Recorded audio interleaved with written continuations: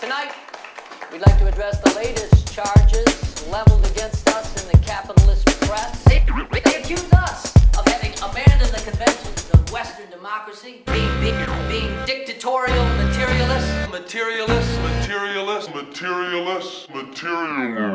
Donc voilà le nouveau Sim Kelso, USD, le 10e anniversaire de Throne.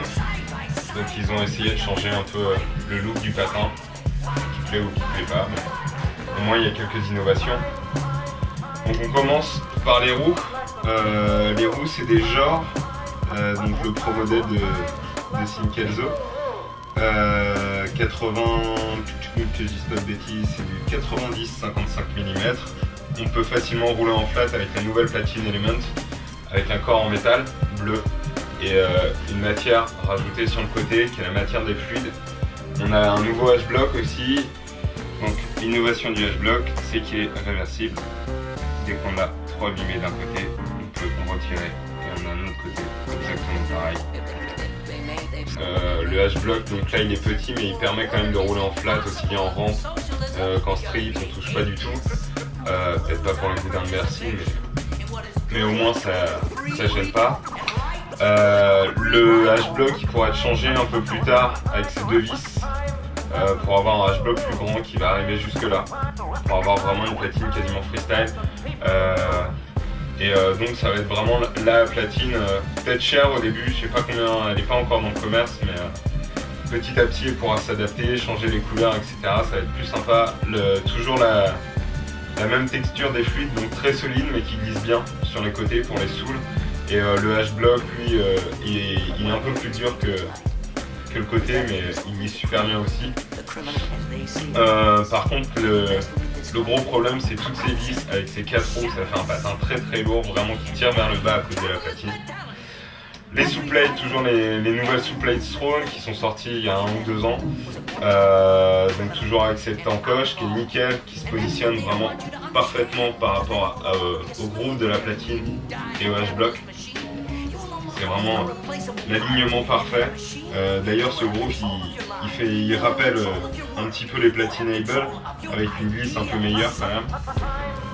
À l'intérieur, là on n'a rien, toujours l'espace libre pour pouvoir se poser. Ensuite le patin en lui-même, donc c'est une coque de Throne classique, comme il y a très longtemps. On a une petite cover boot bien sympathique, donc avec un petit tissu noir et un nez blanc. Le petit défaut c'est que ça se décolle sur les côtés avec la chaleur du patin. On a le double lassage qui rappelle un petit peu les Razor aussi. La boucle toujours la même, ça change rien. Le nouveau chausson Sifica Pump avec le petit pochoir pour le bouton pression pour justement gonfler le patin et que ça tienne vraiment derrière la malléole. Ça va gonfler ici et sur les côtés là. Donc ce chausson est très bien. Après on a la petite valve où on appuie dessus pour libérer l'air. Donc la petite innovation, le chausson reste confortable même quand il se gonfle pas. Toujours le même problème chez USD, c'est quand on achète les patins, ils sont très serrés dans la boîte. Et donc il faut attendre un certain moment pour qu'ils se fassent au pied.